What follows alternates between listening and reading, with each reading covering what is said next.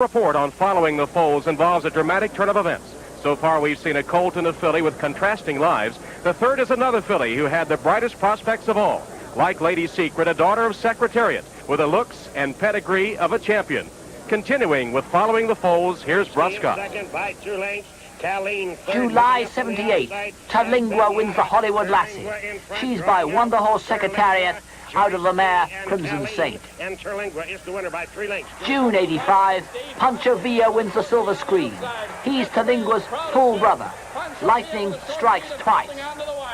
Could it happen a third time?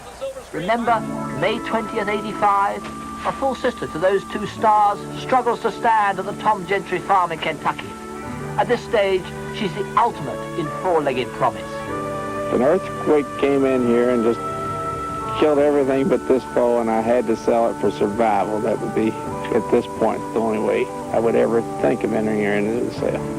Win, lose, or draw, this filly will be worth a fortune. It doesn't matter. She can outrun a fat man. She will be worth a fortune because her residual value, whether she ever wins a race, will be a couple $1 million. As opposed to a colt has to perform. Throughout that golden summer, we were never further from the earthquake. This was the bluegrass of Kentucky. Life was easy, even the split with mother at weaning time. But talk of earthquakes had been giving a hostage to fortune. 6 days after weaning, our filly was lying dead in the paddock.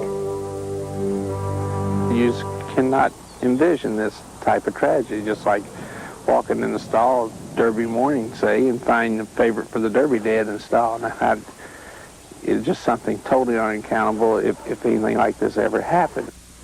But it did, and clinical, physical proof comes with the autopsy. The acute death and the postmortem findings were consistent with acute anaphylactic shock. I did find evidence of a previous injection that the foal had been given approximately 10 days to 2 weeks previous to the time of death. There is a possibility that the foal did develop antibodies to this injection and at this time was reacting to these antibodies that were being developed. Every time I go out in the front field where it was, you know, it comes, flashes across the top of your mind. Kind of like walking by a loved one that's buried there in front of you. That's what you think. I think anybody that's been in the horse business experienced tragedy. You have to take the bitter with the sweet. But it's part of the game, and life goes on, and it was just very, very sad.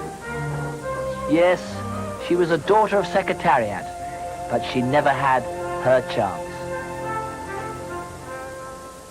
And unfortunately, what we saw in our feature is not that uncommon an occurrence. Despite his size, the horse is essentially a fragile animal, and I think it's a tribute of man's love for the horse that such occurrences are really heartrending. And despite the monetary loss, it's the loss of the individual animal himself that seems to be most important. Well, right now, Sharon Smith is standing by with the really originator of the Breeders' Cup concept.